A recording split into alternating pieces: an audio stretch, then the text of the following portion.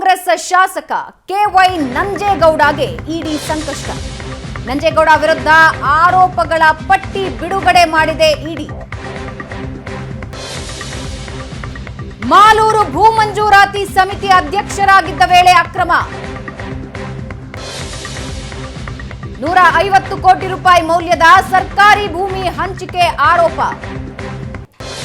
ಕಳೆದ ಬಾರಿ ಶಾಸಕರಾಗಿದ್ದ ವೇಳೆ ಅಕ್ರಮವಾಗಿ ಭೂಮಿ ಮಂಜೂರು.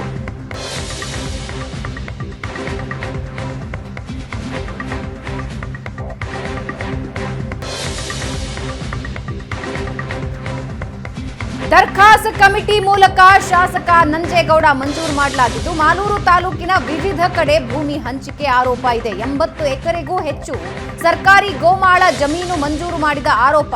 ಒಂದೇ ತಿಂಗಳಲ್ಲಿ 4 ಬಾರಿ ಸಭೆ ನಡೆಸಿ ಭೂಮಿ ಮಂಜೂರಾಗಿದೆ ಅನ್ನೋ ಆರೋಪ ಕೇಳಿಬರ್ತಾ ಇದೆ.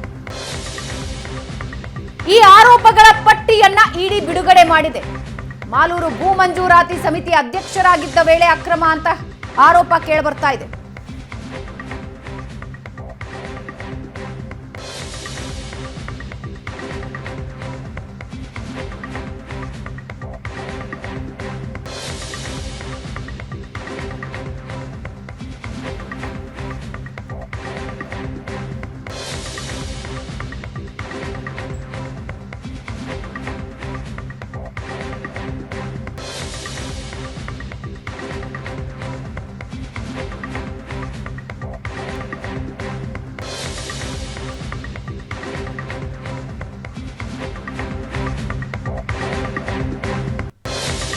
ಇನ್ನು ಕೋಚಿಮೂಲ್ ಅಕ್ರಮ ನೇಮಕಾತಿ ಆರೋಪಕ್ಕೆ ಟ್ವಿಸ್ಟ್ ಸಿಕ್ಕಿದ್ದು ಮಾಲೂರು ಕಾಂಗ್ರೆಸ್ ಶಾಸಕ ನಂಜೇಗೌಡಗೆ ಶಾಕ್ ಮೇಲೆ ಶಾಕ್.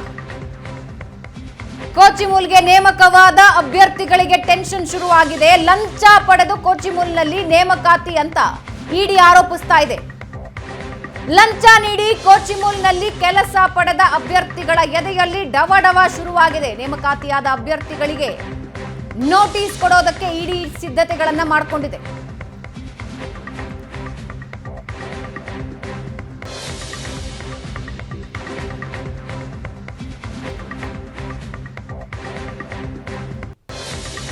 ಎಲ್ಲದರ ಬಗ್ಗೆ ಇನ್ನಷ್ಟು ಡೀಟೇಲ್ಸ್ ಕೊಡ್ತಾರೆ ನಮ್ಮ ಪ್ರತಿನಿಧಿ. ನಮ್ಮೊಂದಿಗೆ ಲೈವ್ ನಲ್ಲಿ ಕೋಲಾರದಿಂದ ದೀಪಕ್ ಜಾಯ್ನ್ ಆಗ್ತಾ ಇದ್ದಾರೆ. ದೀಪಕ್, ಭೂಮಿ ಮಂಜೂರಾತಿ ಮತ್ತು ಅಭ್ಯರ್ಥಿಗಳ ಆಯ್ಕೆ ಎರಡೂ ವಿಷಯದಲ್ಲಿ ಆರೋಪ ಕೇಳಿ ಬಂದಿದ್ದು ಇಡಿ ಒಂದಷ್ಟು ದಾಖಲೆಗಳನ್ನ ಬಿಡುಗಡೆ ಮಾಡ್ತಾ ಇದೆ. ಈ ದಾಖಲೆಗಳ ಒಟ್ಟಾರೆ ಸಾರಾಂಶ ಏನು? ಭಾವನಾ, ಇಲ್ಲಿ ಏನಂದ್ರೆ ಡಿಸೆಂಬರ್ 8 ಮತ್ತೆ 9ನೇ ತಾರೀಕು ಮಾಲೂರಿನ ಕಾಂಗ್ರೆಸ್ ಶಾಸಕ ಕೆ.ವೈ. ನಂಜೇಗೌಡರ ಮನೆ ಮೇಲೆ ಮತ್ತೆ ಅವರ ಕಚೇರಿಗಳ ಮೇಲೆ ಸುಮಾರು 15ಕ್ಕೂ ಹೆಚ್ಚು ಕಡೆಗಳ ಮೇಲೆ ಇಡಿ ಅಧಿಕಾರಿಗಳು ಏಕಕಾಲದಲ್ಲಿ ದಾಳಿಯನ್ನ ನಡೆಸಿ ಸಾಕಷ್ಟು ಮಹತ್ವದ ದಾಖಲೆಗಳನ್ನ ಪಡೆದುಕೊಂಡಿದ್ದಾರೆ. ಇದಾದಂತಹ ಬಳಿಕ ಸಾಕಷ್ಟು ಒಂದು ರೀತಿಯಾಗಿ ಅನುಮಾನಗಳಿತ್ತು. ಯಾವ ವಿಚಾರದಲ್ಲಿ ಇಡಿ ದಾಳಿ ಆಗಿದೆ ಅನ್ನುವಂತ ವಿಚಾರ. ಈ ವಿಚಾರವಾಗಿ ಈಗ ಸ್ವತಃ ಇಡಿ ಅವರೇ ಪತ್ರಿಕಾ ಪ್ರಕಟಣೆಯನ್ನ ಹೊರಡಿಸಿರ್ತಕ್ಕಂಥದ್ದು. ಸುಮಾರು 2019ನೇ ಇಸ್ವಿನಲ್ಲಿ ಕಳೆದ ಚುನಾವಣೆಯಲ್ಲಿ ಏನೇ ಶಾಸಕರಾಗಿದ್ರು ನಂಜೇಗೌಡರು, ಅವರು ಆ ಸಂದರ್ಭದಲ್ಲಿ ದರ್ಖಾಸ್ತ್ ಕಮಿಟಿಯ ಚೇರ್ಮನ್ ಆಗಿದ್ರು. ಆ ಸಂದರ್ಭದಲ್ಲಿ 2019 ಜುಲೈ ತಿಂಗಳಲ್ಲಿ 4 ಬಾರಿ ಸಭೆಯನ್ನ ನಡೆಸಿ ಸುಮಾರು 80ಕ್ಕೂ ಹೆಚ್ಚು ಎಕರೆ ಜಮೀನನ್ನ ಅಕ್ರಮವಾಗಿ ಮಂಜೂರು ಮಾಡಿದ್ದಾರೆ. ಇದರಲ್ಲಿ ಸಾಕಷ್ಟು ಅಕ್ರಮ ನಡೆದಿದೆ. ಸುಮಾರು ಸರ್ಕಾರಿ ವ್ಯಾಲ್ಯೂ ಪ್ರಕಾರ 150 ಕೋಟಿಗೂ ಹೆಚ್ಚು ಮೌಲ್ಯದ್ದು ಅನ್ನುವಂಥದ್ದು ಇಲ್ಲಿ ಗಮನಿಸಬೇಕಾಗಿರ್ತಕ್ಕಂಥದ್ದು. ಈ ವಿಚಾರವಾಗಿ ಕೆಲವೊಬ್ರು ದಾವೆಯನ್ನ ಹೂಡ್ತಾರೆ ಹೈಕೋರ್ಟ್ ಅಲ್ಲಿ. ಬಳಿಕ ಹೈಕೋರ್ಟ್ ಸೂಚನೆ ಮೇರೆಗೆ ಮಾಸ್ತಿ ಪೊಲೀಸ್ ಠಾಣೆಯಲ್ಲಿ ಶಾಸಕ ನಂಜೇಗೌಡರು ಮತ್ತೆ ಅಂದಿನ ತಹಸೀಲ್ದಾರ್ ನಾಗರಾಜ್ ಅವರ ಮೇಲೆ ಸೇರಿದಂತೆ ಸುಮಾರು 6 ಜನಗಳ ಮೇಲೆ ಎಫ್ಐಆರ್ ದಾಖಲಾಗುತ್ತೆ. ಇದಾದಂತಹ ಬಳಿಕ ಶಾಸಕ ನಂಜೇಗೌಡರು ಇದು ವಿರುದ್ಧವಾಗಿ ಹೈಕೋರ್ಟ್ ಅಲ್ಲಿ ಮೊಕದ್ದಮೆಯನ್ನ ಹೂಡ್ತಾರೆ. ಆದ್ರೆ ಅದು ಕೂಡ ಸ್ಕ್ವಾಶ್ ಆಗುತ್ತೆ. ಇದಾದಂತಹ ಬಳಿಕ ಈ ಒಂದು ಪ್ರಕರಣ ಈಗ ಸದ್ಯ ಈ ಒಂದು ಎಫ್ಐಆರ್ ಅನ್ನ ಕಾಪಿ ಹಿಡ್ಕೊಂಡು ಇಡಿ ಅಧಿಕಾರಿಗಳು ಮೊನ್ನೆ ದಾಳಿ ನಡೆಸುವಂತ ಸಂದರ್ಭದಲ್ಲಿ ಪ್ರಶ್ನೆಗಳ ಸುರಿಮಳೆಯನ್ನ ಸುರಿಸಿದ್ದಾರೆ. ಇದಕ್ಕೆ ಉತ್ತರವನ್ನ ಯಾವ ರೀತಿಯಾಗಿ ಕೊಟ್ಟಿದ್ದಾರೆ ಅನ್ನುವಂಥದ್ದು ಇನ್ನಷ್ಟೇ ಹೊರಗಡೆ ಬರ್ಬೇಕಾಗಿದೆ. ಈ ವಿಚಾರವಾಗಿ ಸ್ವತಃ ಇಡಿ ಅವರೇ ಈ ಒಂದು ಅಕ್ರಮ ನಡೆದಿದೆ ಅನ್ನುವಂತಹ ವಿಚಾರವನ್ನ ಹೇಳ್ತಾ ಇದ್ದಾರೆ. ಇದ್ರ ನಡುವೆ ಈಗ ಸೆಪ್ಟೆಂಬರ್ ತಿಂಗಳಲ್ಲಿ ಇದೇ 2023 ವರ್ಷದ ಸೆಪ್ಟೆಂಬರ್ ತಿಂಗಳಲ್ಲಿ ನೇಮಕಾತಿ ಕೋಚಿಮೂಲ್ನಲ್ಲೂ ಸಹ ಅಧ್ಯಕ್ಷರಾಗಿರ್ತಕ್ಕಂತಹ ಕೆ.ವೈ. ನಂಜೇಗೌಡರವರು ಸುಮಾರು 81 ಹುದ್ದೆಗಳಿಗೆ ನೇಮಕಾತಿಯನ್ನ ಕರೆದಿರ್ತಾರೆ. ಇದಾದಂತಹ ಬಳಿಕ 75 ಜನರ ನೇಮಕಾತಿಯನ್ನ ಡಿಸೆಂಬರ್ ತಿಂಗಳಲ್ಲಿ ಕೂಡ ಮಾಡಿ ಮುಗಿಸಿರ್ತಾರೆ. ಇದಾದಂತಹ ಬಳಿಕ ಪಟ್ಟಿಯನ್ನ ಬಿಡುಗಡೆ ಮಾಡಿರೋದಿಲ್ಲ. ಮತ್ತೆ ಸಾಕಷ್ಟು ಒಂದ್ ರೀತಿಯಾಗಿ ಅನುಮಾನಕ್ಕೂ ಕೂಡ ಕಾರಣವಾಗುತ್ತೆ. ಈ ಒಂದು ಪಟ್ಟಿಯಲ್ಲಿ DCM DK ಶಿವಕುಮಾರ್ ಆಗಿರ್ಬೋದು, ಮಾಜಿ ಸ್ಪೀಕರ್ ರಮೇಶ್ ಕುಮಾರ್ ಮತ್ತೆ ಬಂಗಾರಪೇಟೆ ಶಾಸಕ SN ನಾರಾಯಣಸ್ವಾಮಿ ಅವರ ಒಂದು ಶಿಫಾರಸಿನ ಇಂಚಿಲಿದೆ ಅನ್ನುವಂತಹ ಆರೋಪ ಕೇಳಿ ಬಂದಿತ್ತು. ಈ ಒಂದು ಸುದ್ದಿಯನ್ನು ಸಹ ನಾವು ಬಿತ್ತರಿಸಿದ್ವಿ. ಇದಾದಂತಹ ಬಳಿಕ ದಿಢೀರಂತ ನೇಮಕಾತಿ ಪ್ರಕ್ರಿಯೆಯನ್ನ ಮುಗಿಸಿದ್ರು. ಆದ್ರೆ ಈ ಒಂದು ಪ್ರಕ್ರಿಯೆಯಲ್ಲಿ ಅಕ್ರಮವಾಗಿ ನೇಮಕಾತಿ ಆಗಿರ್ತಕ್ಕಂಥದ್ದು ಅನ್ನುವಂಥದ್ದು ಇಡಿ ಹೇಳ್ತಾ ಇದೆ. ಸುಮಾರು 20 ರಿಂದ 30 ಲಕ್ಷ ತಲಾ ಅಭ್ಯರ್ಥಿಗಳಿಂದ ಕಲೆಕ್ಟ್ ಮಾಡಿದ್ದಾರೆ. ಆದ್ರೆ ಎಷ್ಟು ಜನ ಅಭ್ಯರ್ಥಿಗಳಿಂದ ಕಲೆಕ್ಟ್ ಮಾಡಿದ್ದಾರೆ ಅನ್ನುವಂಥದ್ದನ್ನ ಇಡಿ ಅವರು ಹೇಳಿಲ್ಲ. ಆದ್ರೆ ಈ ಒಂದು ಅಕ್ರಮ ನೇಮಕಾತಿಯಲ್ಲಿ ಏನಾದ್ರೂ ಭಾಗಿಯಾಗಿದ್ರೆ ಅಂತಹ ಅಭ್ಯರ್ಥಿಗಳು ಈಗ ಆಲ್ರೆಡಿ ಟ್ರೈನಿಂಗ್ ಅನ್ನ ಮುಗಿಸ್ಕೊಂಡು ನೇಮಕಾತಿ ಆಗಿದ್ದಾರೆ. ಈಗ ಆಲ್ರೆಡಿ ಕೆಲಸವನ್ನು ಸಹ ಕೋಚಿಮುಲ್ನಲ್ಲಿ ಮಾಡ್ತಾ ಇರತಕ್ಕಂಥದ್ದು.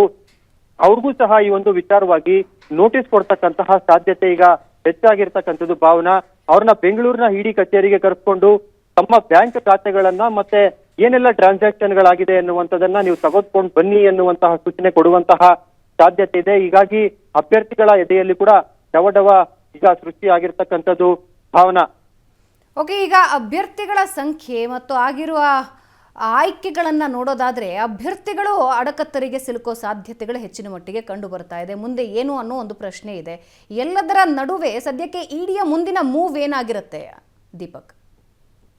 ಭಾವನಾ, ಮೊನ್ನೆ 2 ದಿನಗಳ ಕಾಲ ಇಡಿ ಅಧಿಕಾರಿಗಳು ದಾಳಿಯನ್ನ ನಡೆಸಿ ಸಾಕಷ್ಟು ಮೌಲ್ಯದ ದಾಖಲಾತಿಗಳನ್ನ ತೆಗೆದುಕೊಂಡು ಹೋಗಿರ್ತಕ್ಕಂಥದ್ದು. ನೇಮಕಾತಿ ವಿಚಾರವಾಗಿ ಯಾರು ನೇಮಕಾತಿ ಅಕ್ರಮವಾಗಿ ಆಗಿದ್ದಾರೆ ಎನ್ನುವಂಥದ್ದು ಇಲ್ಲಿ ತಿಳಿದು ಬಂದಿಲ್ಲ. ಆದ್ರೆ ಇಲ್ಲಿ ಇಡಿ ಅಧಿಕಾರಿಗಳು ಆಡಳಿತ ಮಂಡಳಿಯ ಏನು ನಿರ್ದೇಶಕರಿರ್ತಾರೆ ಆ ನಿರ್ದೇಶಕರ ಸಂಪರ್ಕವನ್ನು ಸಹ ಮಾಡಿದ್ದಾರೆ ಅನ್ನುವಂಥದ್ದನ್ನ ನಾವಿಲ್ಲಿ ಗಮನಿಸಬಹುದಾಗಿರ್ತಕ್ಕಂಥ ವಿಚಾರ. ಆ ನಿರ್ದೇಶಕರು ಕೆಲವು ಅಭ್ಯರ್ಥಿಗಳ ಹೆಸರು ಹೇಳಿದ್ದಾರೆ ಅನ್ನುವಂಥದ್ದು ಮೂಲಗಳ ಪ್ರಕಾರ ಈಗ ತಿಳಿದು ಬರ್ತಾ ಇದೆ. ಅಂತಹ ಅಭ್ಯರ್ಥಿಗಳನ್ನೇ ಪರ್ಟಿಕ್ಯುಲರ್ ಆಗಿ ಈಗ ಕಂಡಿಡಿದು ಅವರನ್ನ ಬೆಂಗಳೂರಿನ ಕಚೇರಿಗೆ ಕರೆದುಕೊಂಡು ಎಲ್ಲಾ ರೀತಿಯಾದಂತಹ ತನಿಖೆಯನ್ನ ಮಾಡ್ತಾರೆ. ಮತ್ತೆ ಇಲ್ಲಿ ಸಾಕಷ್ಟು ಜನ ಒಂದು ಆರೋಪವನ್ನ ಮಾಡ್ತಾ ಇದ್ದಾರೆ. ನೇಮಕಾತಿಯನ್ನು ಮೌಖಿಕವಾಗಿ ಏನು ನಡೆಯುತ್ತೆ, ಲಿಖಿತ ಪರೀಕ್ಷೆ ಆಗಿದ್ದ ಬಳಿಕ ಮೌಖಿಕವಾಗಿ ಕೂಡ ಪರೀಕ್ಷೆ ನಡೆಸಲಾಗುತ್ತೆ. ಆ ಒಂದು ಮೌಖಿಕ ಪರೀಕ್ಷೆಯಲ್ಲಿ ಯಾವುದೇ ರೀತಿಯಾದಂತಹ ಏನು ಅಭ್ಯರ್ಥಿಗಳಿಗೆ ಪ್ರಶ್ನೆಗಳನ್ನ ಕೇಳ್ತಾರೆ, ಅಲ್ಲಿನ ಒಂದು ಬೆಂಗಳೂರು ಯೂನಿವರ್ಸಿಟಿಯಿಂದ ಬಂದಿರತಕ್ಕಂತಹ ಒಂದು ನೇಮಕಾತಿಯಲ್ಲಿ ಭಾಗಿಯಾಗಿರ್ತಕ್ಕಂಥವ್ರು ಅವರು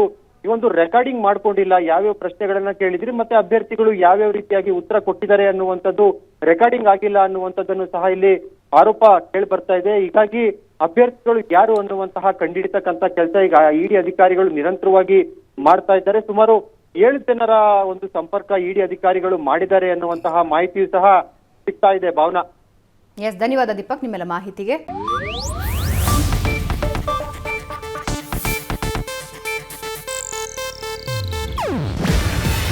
ಇದು ಏಷ್ಯಾನೆಟ್ ನ್ಯೂಸ್ ನೆಟ್ವರ್ಕ್ ಪ್ರಸ್ತುತಿ. ನೀವು ನೋಡ್ತಿದ್ದೀರಾ ಏಷ್ಯಾನೆಟ್ ಸುವರ್ಣ ನ್ಯೂಸ್.